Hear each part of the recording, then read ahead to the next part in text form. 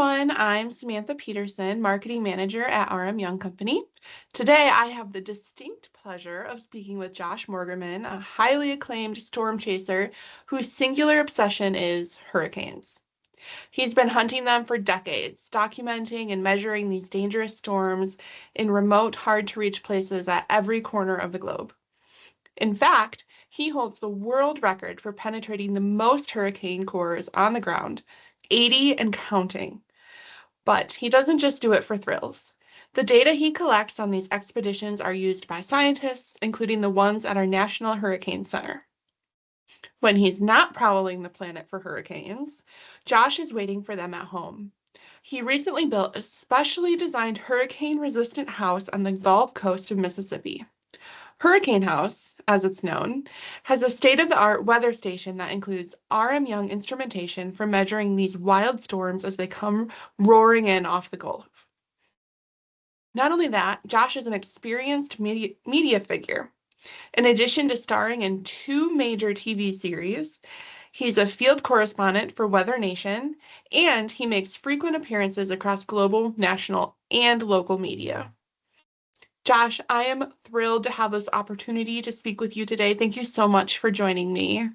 Thank you for having me, Samantha. I appreciate it. It's great to reconnect after we saw each other. What was it, in New Orleans at the big American Meteorological Society conference? Is that where we saw each other last? Yeah, it was. Yeah, just a couple months ago. It feels like forever ago. Right. So I guess, can you start by telling us what drew you to storm chasing and how this entire adventure began?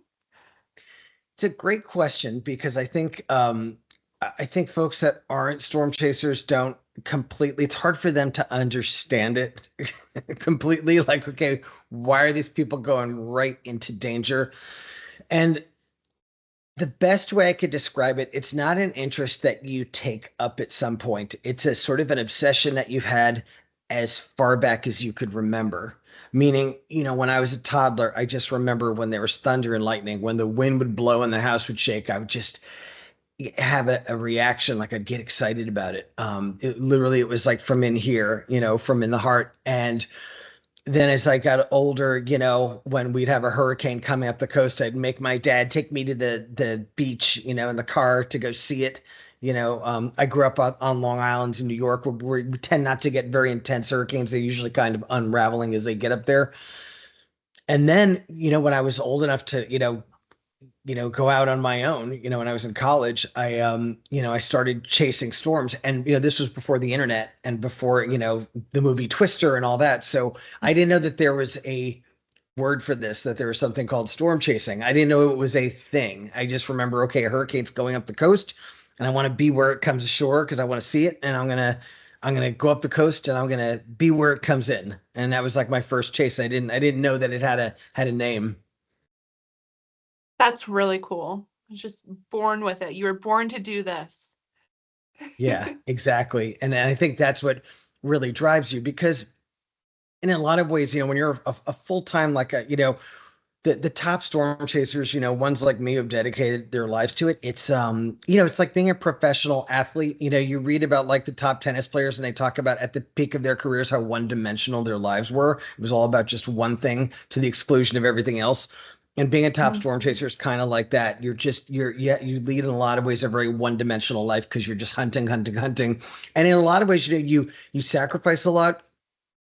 And you also, it's unpleasant. In a lot of ways, it's a very toxic lifestyle. You're just, sometimes you're going, you're hunting down storms when you're going to the other side of the earth, to some random corner of it, to a dangerous place that maybe doesn't have the comforts and amenities that we're used to. And maybe you're not in the mood that week, maybe you're not feeling well, but you just got to go for it. And there's a lot of wear and tear on your kind of mind and soul with this life. Yeah, I can only imagine. Uh, that takes a lot of bravery. Well, a lot of something. I think it's, honestly, I mean, not to, kind of, I think you're being kind. I think that's part of it, but I also think it's almost like addictive behavior, You know what I mean? Like, is someone brave to go to the bad side of town to buy drugs? It's like, it's kind of like it's sort of unhealthy, but you can't help it. It's almost Yeah. there's a little bit of that, I think. Well, I'm glad you're still with us today. Me too. What was the most intense hurricane you've experienced, and how did it compare to others in terms of pressure drop and wind intensity? The There's a couple that are up there near the top out of the 80 that I've been through. And sort of two were tied for first place in terms of just being these and just crazy life-changing experiences. One was Super Typhoon Haiyan in the Philippines. Now, a typhoon, just for folks who don't know, a typhoon is a hurricane. It's the exact same thing. That's just what they call it in East Asia. In Australia, they call it a cyclone. For some reason, the phenomenon that we call a hurricane does not have a standardized term for it around the world. So we all have our own colloquial word for it. We call it a hurricane. So there was Super Typhoon Haiyan in the Philippines, which was the equivalent of a Category 5 hurricane. I was in a fairly large city that took a direct hit and had sustained winds estimated at 190 miles an hour, and a huge storm surge came in and just swept the entire city at the height of it. They don't know how many died, but it was somewhere between, probably most estimates say between 15 and 25,000 people, most of them in the city. Um, so at the height of the storm, our hotel went underwater and people on the first floor were going to drown. So I threw my cameras down and just jumped in the water to pull people out. I actually stopped filming it and just became a rescuer. I thought I was going to see people die right in front of me. I'm very, very happy to say no one in our hotel died. There were injuries, but no one died. We got everybody up in time. But the water came in so fast we didn't see it coming, and not to mention all the wind damage. All the windows and doors had been blown off. A lot of the roof came off. That was a scary one. But Wow. an even more impressive meteorological phenomenon was the other intense memory that I have, or top memory, was Hurricane Dorian in the Bahamas. I was on Great Abaco Island, and when that one passed over Great Abaco Island, it was the strongest hurricane on record to hit North America, tied for first place with another hurricane that hit the Florida Keys in 1935, but had estimated sustained winds of 185 miles an hour. And with that one, I went right through the center, right through the calm eye. And for folks who don't know, the center of a hurricane is called the eye. That's actually a calm area. But the most violent part of a hurricane, the core of it, the part with the craziest wind and the heaviest rain and the highest storm surge, is in a ring circling the eye. So to get in the eye, you've got to go through the worst part of the hurricane, and then you have to go through it again on the other side. So with Dorian, I went right through the eye, and collected unbelievable air pressure data. It just That really showed how intense it was. The pressure in the eye went down to 913 millibars, which, for folks who follow weather, know that is a crazy. Most people will never see that in their lives. That is crazy low. The lower the pressure in the center, the stronger the hurricane. And 913 is just nuts. But the other thing that the data showed, which was really interesting, was extreme pressure gradient, which means the pressure changes over distance were unbelievable. About 12 or 13 millibars per mile, which is just like nuts. And that's why we had those crazy wind speeds. That's why concrete buildings just exploded. That's why cars flew. All that stuff is because of those extreme pressure gradients. So those were two of the top ones. But I've had many more. Out of the 80 storms I've been in, I've had a lot of, you know, harrowing and scientifically fascinating experiences. Oh, that's crazy. I feel like I could listen to you talk about that all day. That's so Thank you. interesting. How do you decide where to position yourself before landfall? What factors influence your chase strategy?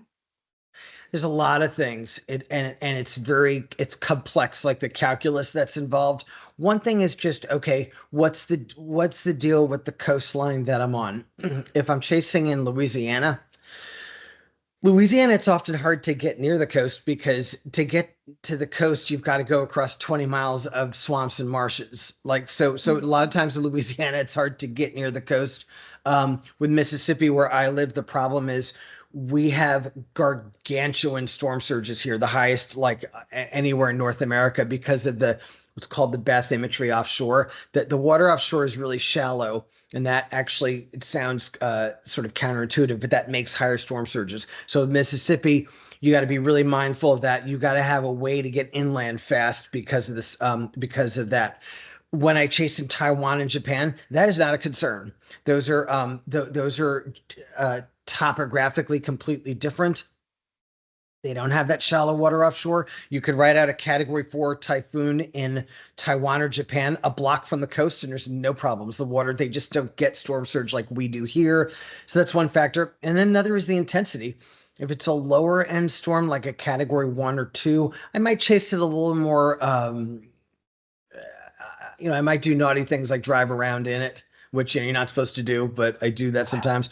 Whereas a category 5, you got to hunker down in a strong building. Like a category 5 is sort of the holy grail. Out of the 80 storms I've been in, only 5 were category 5. And that's all around the globe. Those are extremely unusual experiences. Those are violent storms. Those have the power of like nuclear bomb blasts. Those you have to pick a spot before you get in the core of the hurricane to ride it out because the air is filled with flying wreckage. You'll die just from the impact of all the flying objects and things. So Mhm. so there's some things, a concern about storm surge, the intensity of the storm, what's the coastline like? There's a lot of factors involved. So have you ever been in a situation where you felt genuinely unsafe while you were chasing, and how do you handle that? Oh yeah, I mean many times. And in fact, it's sort of one of the kind of really sick things about being a hardcore chaser and really going for it. What I've noticed, and this is really, I hate thinking about this, but it's almost like your job as a chaser, or I look at it as my job is to, you want to get as close to the edge of the cliff to look over and really see that crazy drop without falling over. And it's like the closer you could get to that edge without falling in, the sort of the more like amazing the experience and your documentation and your data and your video and everything. So it literally is a life of living on the edge. And I've definitely felt like a couple times I almost fell over that edge. I say Chaser Dude has 9 lives, and like I've definitely used, at least 5 of them, I would say. There were those ones that I talked about. The typhoon in the Philippines was one. Um, that one freaked me out. I remember I didn't feel as much scared for my own physical safety as I felt like I was just going to see people die right in front of me, and that idea freaked me out. I would just like people like the water's coming up and they're trapped in their rooms, and I just was like, wow, I do not want to watch people die. And that was when I jumped in the water. That one I was less scared for me, but there have been others where it was all about me. Like I was in a hurricane in Mexico, in a resort in the lobby. And it was a very intense hurricane. It was Hurricane Odile in 2014 in Cabo San Lucas, which is a very popular vacation spot for a lot of Americans in the Western United States. And after the eye passed, the backside hit, and a whole wall of the lobby was glass, and the whole thing all of a sudden just exploded. The whole thing, just the whole wall, just literally exploded. It was just glass flying everywhere. And it was like a bomb going off with that level of surprise. And I remember that the hotel receptionist and I just dove under the desk, and the room furniture's just flying around and glass and the ceilings caving in. And my legs are bloody and I'm crawling on broken glass trying to get into the office. Like that was really bad. And then we managed to get into the office and shut the door. And the office was all glass. So and there was no furniture to hide behind because all the furniture was glass. It was one of those really modern kind of offices.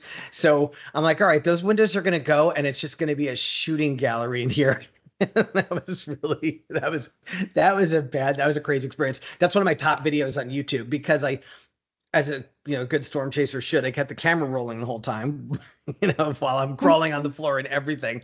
Got it all, got the experience, but that was really hardcore, and that was one of my best videos in terms of people who don't understand what a hurricane is or what makes it dangerous. I'm always like, that's one that really shows people, because there are folks like in the Midwest or places that don't get hurricanes. They don't know what it is. They think it's like, oh, it rains a lot? Like, what is it? Or it gets kind of breezy out. Like, they'll see the videos of palm trees waving. They don't realize, like, when you're in deep in a violent hurricane, it's like being in a tornado. Like, the building you're in just starts to blow apart. Windows and doors are ripping off. The building's starting to come down, and you're crawled. You're hunched in a ball in a closet. It's like going through a tornado. A lot of people like the severe ones, and a lot of people don't realize that. But yeah, there have just been experiences like that, being in buildings as they collapse or as they flood, or whatever else, or being stuck in aftermaths. After the Bahamas hurricane Dorian, I was there for days afterward, living. The car next to mine blew away, but mine didn't for some reason. I don't know what happened to the car next to mine. It was when we came out during the eye, it was gone. Mine, little tiny Japanese car, didn't move. And yeah, no, it's just that hurricane winds are freaky like that. Some little vortex hit the car next to mine, but didn't hit mine. There's all kinds of weird dynamics inside a hurricane's eye wall. So that car became my home for a few days. I was living in it. I was living on nuts and crackers, and I was rationing them. I was like, okay, this is how much I could have for each meal, because I had no idea when I was going to get off the island. So that was kind of hardcore. And at night, I'd have to stay in the car and be quiet and not use devices, because there are a lot of people wandering around, and there's sort of like a little bit of societal breakdown happens in catastrophes like that. And you have to, especially if you are obviously a foreigner, you need to kind of keep a low profile. I tried to be helpful during the day in any ways that I could. Since I had a functioning car, I was able to, I drove one guy to a medical clinic. I drove another person to his house his house had been destroyed and he needed to collect his belongings. So I tried to be helpful during the day, but at night I would just keep a very low profile. Wow. Okay. Um, taking all of that into consideration, what is the most underrated danger of hurricanes that people don't talk about? It's a great question. So a hurricane has sort of an arsenal of deadly forces. There's of course the wind. In order for a storm to be called a hurricane, it has to have sustained winds of at least 74 miles an hour, and the severe ones can have winds that go over 175, gusts over 200. So there's the wind. There's also the storm surge. The easiest way to describe what storm surge is it's just the way in a storm the wind pushes the ocean up onto land. So you could even have storm surge in non-hurricanes, but it's when there's a storm coming in and the wind is piling up the ocean water and it pushes it onto land, so you get flooding at the coast. That's storm surge. And in some hurricanes, that could be a catastrophic. That could swamp or destroy whole towns. And then there's the heavy rainfall, which could cause freshwater flooding, as we call it. So it's another water hazard, but it's from the rain, not from the ocean. And then there's tornadoes. Some hurricanes, especially in the outer parts, can cause tornadoes. So those are like the four main threats. What I've noticed is generally, because historically in the United States, the most hurricane deaths have historically come from storm surge. That tends to be talked about the most. So the deadliest natural disaster in American history is the Galveston hurricane, Galveston, Texas, in 1900. A big Category 4 hurricane hit Galveston, which was a major port city. This was back before satellites and radar, so no one knew a hurricane was coming. There was just, it was a normal day, and then it was a Category 4 hurricane. So it's estimated between 8 and 12,000 people died in that storm. Afterward, they had to just burn the bodies in big piles because there was a threat of disease from like all of the bodies. I mean, it was really grim. This was in the United States, deadliest natural disaster in American history. And there have been other devastating storm surge events in other American hurricanes. So when hurricane safety is discussed, there's a lot of emphasis on that, on the storm surge, on the rain. I think that wind is not talked about enough, because the wind in a severe hurricane is very dangerous, and it reaches more people, because with the storm surge, if you're high enough you're just not going to get affected by it if you're high enough above sea level. Whereas the wind hits a lot more people. So I often in really severe hurricanes, I find the wind scary. All the debris flying through the air. In a hurricane, the flying wreckage from, the roofs and shutters and things ripped off of, or sometimes cars, the flying objects that fill the air are all lethal missiles, things that would kill you instantly if they hit you.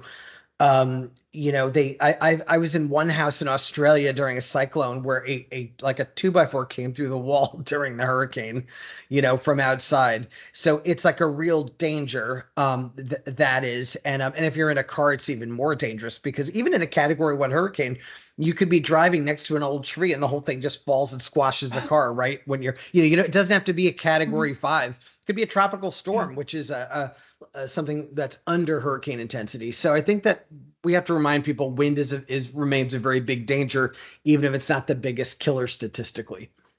Mhm. What's your preparation process before a chase? What are the essential tools, supplies, and precautions that you take? So I try to keep it real simple. I think a lot of people have an image of a storm chaser is like you've got a big truck and it's got all this equipment in it and computers and like gadgetry and stuff. That's tornado chasing in the United States. So the US is the tornado capital of the world. So there's a lot, and storm chasing is a very American thing. Like by far the most storm chasers are American. It's an American sport. There are other folks of other nationalities are taking an interest. Like there's a lot of Australian storm chasers, Canadians, but it's an American thing. So if you chase tornadoes and you live in the Midwest, you have your chase vehicle and all that. Hurricane chasing is a little different. If you're really doing it like in the big leagues, you're doing it internationally. Only about a third of the hurricanes I chase are in the United States. Most of them are abroad. They're in Mexico, the Philippines, Japan, Australia, just all over the place. And so it becomes less about the vehicle, because you don't take your vehicle with you. A lot of times you fly, 3 connecting flights to some random dot on the map in the middle of the Pacific, and you take whatever car they have, to rent to you. And in some places like the Philippines, I don't even rent a car. I just have a driver. So because there's like a lot of it is flying and air travel, portability is key. So it becomes about smaller devices and things, getting everything into a carry-on, and everything else. So I tend to travel pretty light, just a couple change of clothes. I bring kind of like athletic wear, because it like the nylon kind of material, because it dries fast, because you want clothes, you don't want like wet clothes, and you're going to get wet when you're chasing a hurricane or a typhoon. And then I bring, I do a lot of data collection, and the devices that I carry are very small and portable. It's all about it. Portability is key, I would say. It's about just kind of getting everything into a carry-on. As crazy as that sounds, I say the hurricane chasers were like the James Bonds, because it's all about like small, like the kind of gadgetry that a spy would have. It has to be small and portable. That's really cool. And you don't just do this for fun, right? You collect data in hurricanes. What are you measuring, and why is it important to get good data? Yeah, so my reason for chasing has kind of evolved over the years. I would say when I started, when I was young, I was just kind of an adrenaline junkie and just wanted that crazy experience. And that was what it was all about. Over the years, it's evolved, and now my big thrill is measuring them. And what prompted me to do that was I was chasing a lot. I do chase a lot in the developing world, where there maybe aren't as many weather stations, or there's not as many. They don't have recon planes that they fly into the storms to measure them. So in a lot of parts of the world, you'll have a hurricane come ashore where there's no measurements of it as it comes in. There's not one ground observation to help understand, okay, how strong was it exactly? And in those cases, scientists are dependent entirely on satellite imagery to kind of estimate how strong it was based on the shape of it and the temperature of the cloud tops and other things.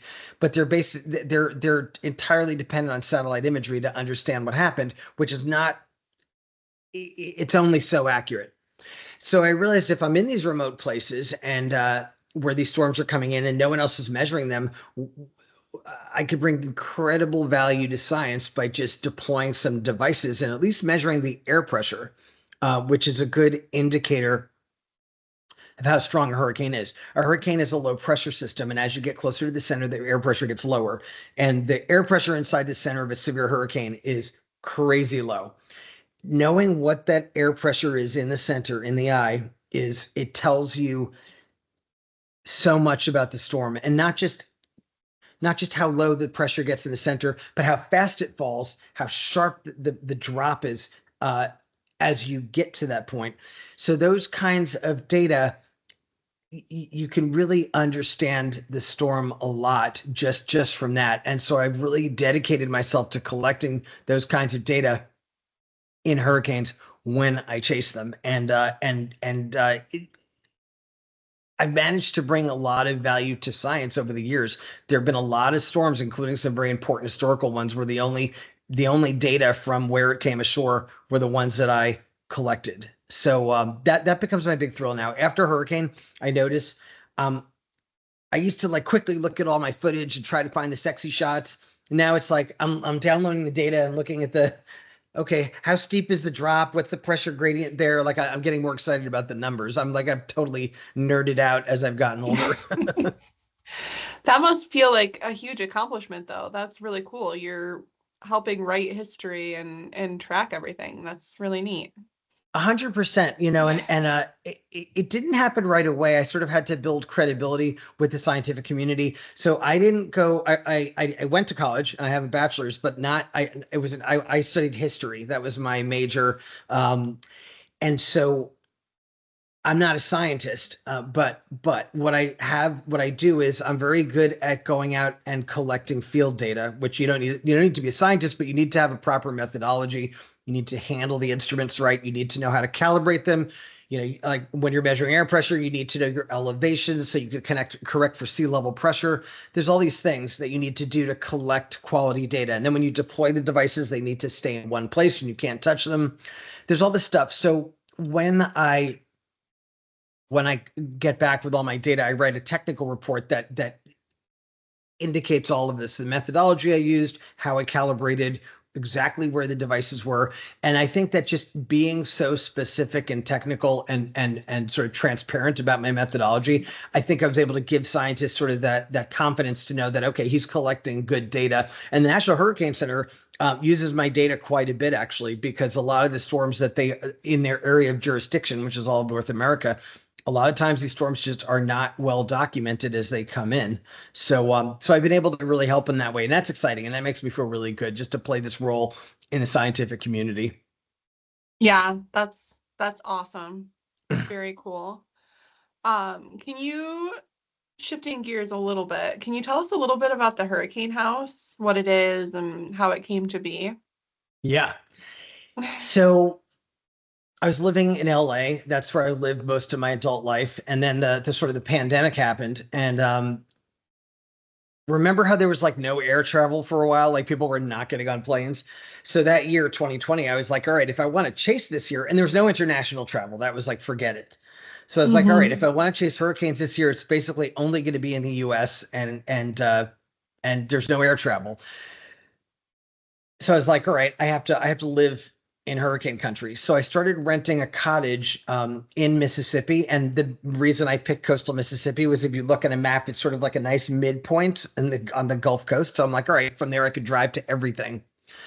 That was 5 years ago. And I came there for the hurricanes, but I loved coastal Mississippi, just the lifestyle. And I loved the town. I was in Bay St. Louis. I just really got into it. And then even after the pandemic ended, I was sort of still living there part-time, renting a cottage. And then I just decided, you know what, I'm going to put down roots here because I love the experience of like living in hurricane country on the Gulf Coast, like front row seat. You're right there in like I'm living where I hunt. So I built a house. Now Bay St. Louis, Mississippi is this is ground zero. This town is like ground zero for some of the worst hurricanes in American history. It was devastated in Hurricane Katrina in 2005. Now, people, when they think of Katrina, they think of New Orleans, where the levees failed and there was that catastrophic flooding in the city. What did not get as much press coverage was what happened on the coast of Mississippi. Mississippi took the full brunt of the hurricane, like the worst part of it, and had a storm surge which was higher than any storm surge on record in the Western Hemisphere, and it just wiped out whole neighborhoods. 20 years later, it's 20 years ago. 20 years later, the coast of Mississippi is really roaring back, but it was a long time. And then even before that, you go further back in time, 1969, Hurricane Camille, a Category 5. The center passed, basically made landfall right at Bay St. Louis. Downtown was in the eye for 12 minutes. So, winds of 175 miles an hour. So this place gets hurricanes. So I love this town, but it's kind of dangerous, and I bought a piece of land, and I'm only a block from the Gulf. You could see the Gulf from my front lawn right there. And I call the Gulf our frenemy. It's like usually our friend, because we swim in it and fish in it, and it's beautiful. But, once every 50 years, it just like pulls a nutty. So I bought this piece of land and I built this house, and I had to make sure that it was super fortified, that this house is just ready for any hurricane. So it's a beach cottage. It looks very traditional. It's in a very kind of New Orleans, coastal Mississippi architectural style. It's called a shotgun house because of just the style. It's kind of has a narrow front, but it goes back. And has a big front porch and all the sort of like the cool sort of French ornaments, along the porch columns. Very traditional looking, but this thing is a vault. And the way it's built, and the way it's put together, and the materials used, and everything. This thing is, the shutter system that goes over the windows. This thing, I would write out, in terms of wind, I would write out any hurricane in it. Also has a special roof. It's called a standing seam metal roof, which is a kind of steel. When I was in that crazy hurricane in the Bahamas, the one that was the strongest on record to hit North America, excuse me. One thing I noticed was that the houses that had this kind of roof, the roof stayed on, even in those crazy winds. So when I built my house, I was like, I'm going to have that kind of roof. It's a very expensive kind of roof, but that's worth it to me, because in a hurricane, if your roof stays on, you're going to be okay. If the roof rips off, it's game over. So you got to keep that roof on, and you need to make sure it's the right kind. So it's a brick. It's built to last, this house. And that has a special weather station, right? What are you measuring and what instruments are you using? It does. So because I'm a total nerd and I love data. I was like, all right, now that when I lived in LA, I never thought to have a weather station because it's going to tell me it's 75 and sunny every day. It's just so boring. The weather in Southern California is so boring. But here, we're like a block from the Gulf, where we get crazy hurricanes all the time. I'm like, all right, I need a state-of-the-art weather station. And that's what I have. I have a mesonet-grade weather station. One of the things I'm most excited about measuring is the wind. And wind is hard to measure properly. There's a lot of things you have to know. And one of them is that a surface wind is actually the wind at 10 meters. Meteorologically, surface means 10 meters. So I actually had a 10-meter mast put on my back lawn. It looks like a big telephone pole on my back lawn. But it was important to me to put that RM Young heavy duty wind monitor, which is such a sophisticated instrument. It was important to me to put that in a place to have the opportunity to properly measure the wind. And then I had a friend of mine, James Hyde, who's a mesonet manager for the state of Maryland. This is what he does for a living, is he installs weather stations. We went to the top of that pole and installed that wind monitor, and there it is at the top, just measuring away. That is so awesome. Have you gotten a lot of data from it yet, or? Okay, so there's been nothing exciting yet because we haven't gotten, since we installed it, which was 10 months ago, there's been nothing exciting wind-wise. We've had some big rain events, but in terms of the wind, which is the thing I'm most excited about, my station in 10 months has not had a gust higher than 31 miles an hour, which is so like it just like I need something sexier than that. So like I'm hoping we get something soon. I'm not saying I want another Hurricane Camille. Not saying I want it to be 175 miles an hour, but I want it to be high. And actually, I want to talk about that for a second. That's one of the reasons I picked RM Young and specifically the RM Young heavy duty wind monitor was because one thing that RM Young is known for is the range of the instruments. If you want to measure crazy ass wind, like extreme winds, like higher than you'll ever like experience in your life, and if you're there when they're measured, you're in trouble.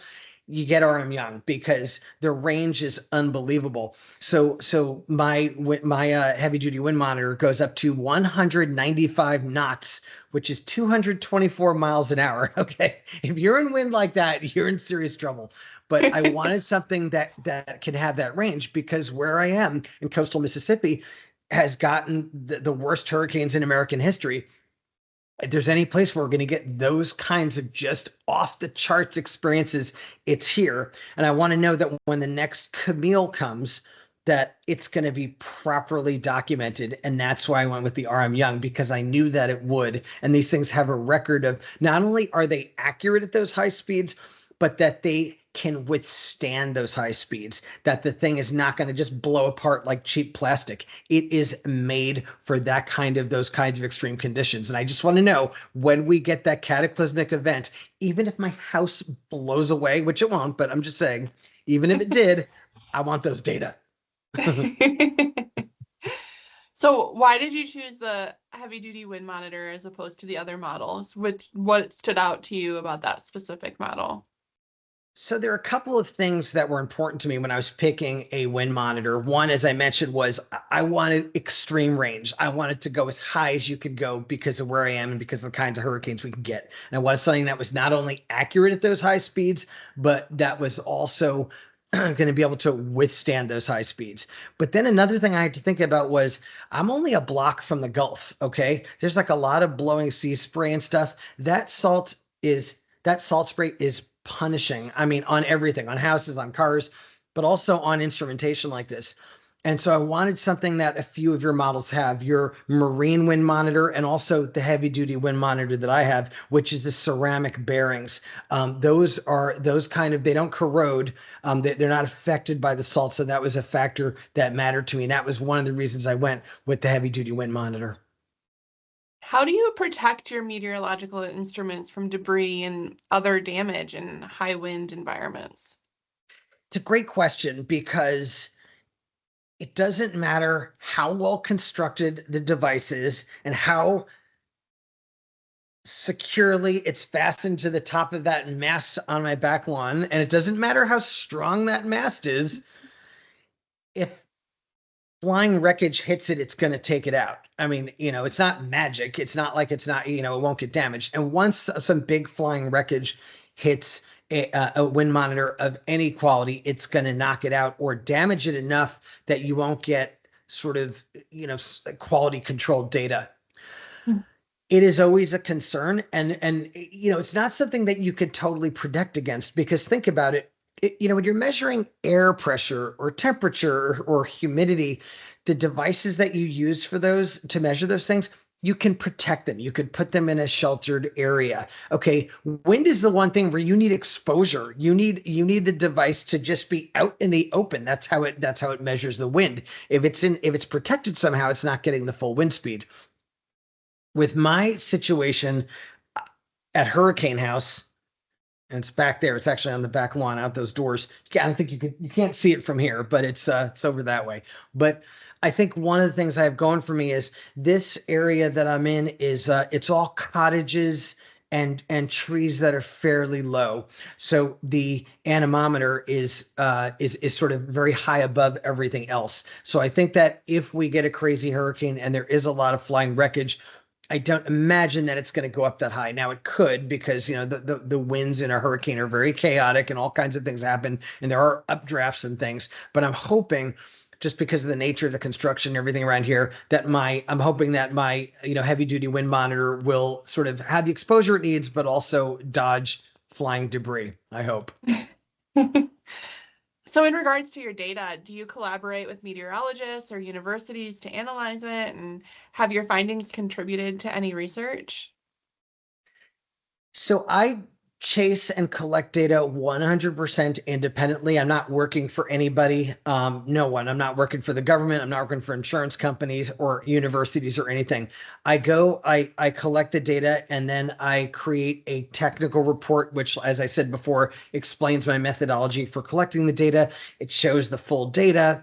It points out interesting things, and then I'll do some analysis or draw some conclusions about the hurricane from the data. And I have that as a report that's on my website. I send them to the National Hurricane Center, which will often use my data in their reports in what's called post analysis, when they're looking back at a hurricane that happened that season and they're trying to do their final sort of autopsy of that storm. My data will oftentimes factor into what they're doing.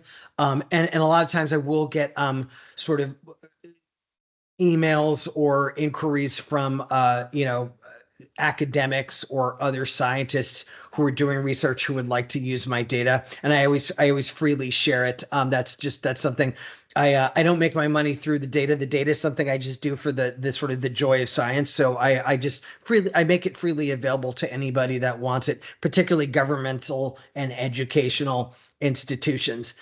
My data have made a difference in sort of many situations.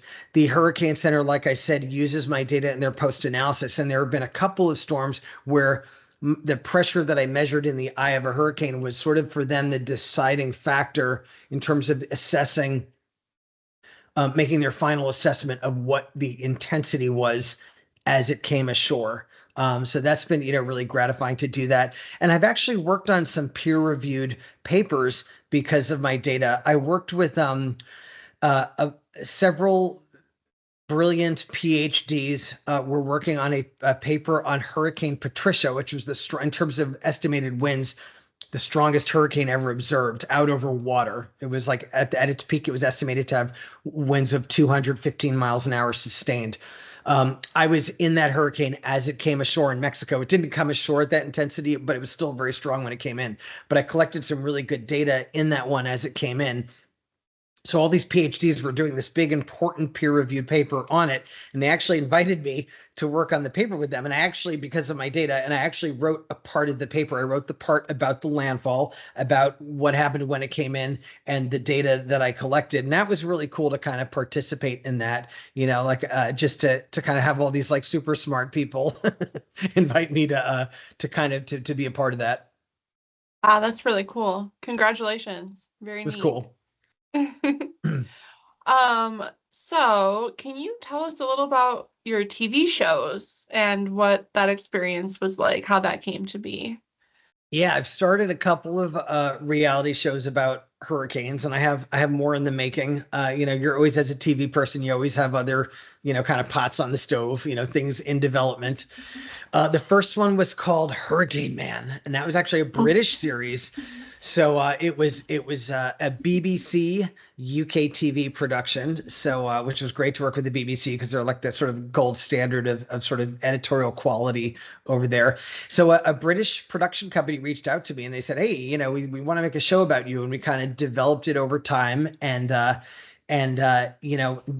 was going to be called Hurricane Man, and it was going to be a show about the world's most, intense hurricane chaser, me, following me with the crew, following me around the world for a year as I hunt down storms in every continent. So the crew following me were these, a bunch of Brits who had never been in a hurricane. So I remember when I went to London to like sign my contracts and meet the crew, I just remember like just like snickering to myself. I'm like, oh, these poor hurricane virgins, they don't know what they're in for. Especially because the United Kingdom, they don't, North America is a very violent continent in terms of weather. Just we get everything here. The United Kingdom doesn't get crazy weather. So these people have just never been in like crazy weather. And I was like really concerned. But the crazy thing is they were total warriors. They faced down the fear, and we all went through category 5 together, and they were tough as nails. I was really impressed, man. The British documentary makers, they're tough as nails. Don't be fooled by their polite exteriors. They're warriors. So we made a great show. It was really good. Hurricane Man played all around the world, and that was really it was fun. And I would occasionally just randomly see things on the internet. It was translated to a lot of different languages. So I saw like an Italian version where like I was dubbed in Italian. It was cool. I felt like I looked really sexy speaking Italian, and that was kind of a fun thing. It was in Iran, where it was like dubbed in Persian. It was really cool. So that was fun. Making a show like that, it's mostly fun. It's a lot of work. I mean, you're living 24/7 with like cameras in your face, during shooting. And that can get tough, especially because chasing is hard emotionally, and you have like some ups and downs emotionally. And the documentary makers, they want that. They want to see your lows, like, because that makes good TV. And that's like what I'm like most grouchy and not wanting to talk. So, you have to learn to like talk when you're in a bad mood. And there's just like stuff like that. It can be hard. And then, you have to like pose for publicity shots. If you look at like the posters for the show, I'm scowling at the camera, or I'm standing, like it's called a hero shot, where I'm standing on like a jetty on the ocean, and there's like a shot from low looking up. I'm posed like a superhero, and that kind of stuff is kind of embarrassing, but like you just feel ridiculous. But you have to, that's the price of making a show and starring in it. You have to like kind of do those things. So there's that. And then more recently, I made another one, an American series called Mission Hurricane, which was a cool series. So with this one, I was sort of looking back at my most intense experiences and retelling what happened and bringing the viewers through each experience. And that was done. It was the sort of narrated parts. We shot those in a studio with really dramatic lighting, and then we brought in my old footage and stuff. So that was a different kind of show, but that one did really well. Actually, it was surprising. It was a much lower budget, but it actually had really good numbers. And now I'm in talks about other shows. So yeah, the life of a TV personality. You're just constantly hustling for that next role. That's very exciting. Are there any like sneak peeks you're allowed to tell us about your future shows, or is it all top secret right now?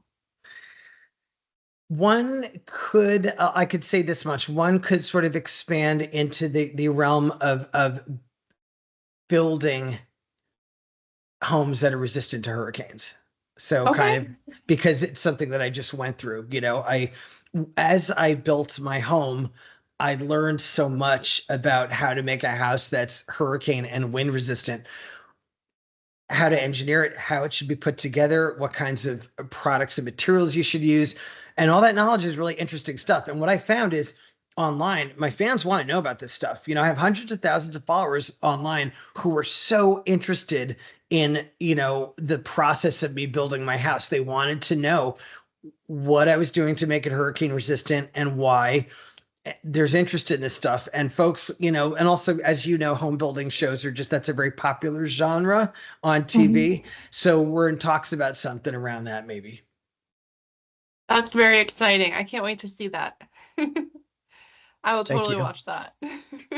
I think it'll be a good show, and hopefully it'll Yeah. get made. It's being shopped around now. So Yeah. Very cool. So I guess kind of to wrap up a little bit, what advice would you give to someone interested in chasing storms and collecting meteorological data? I'm uh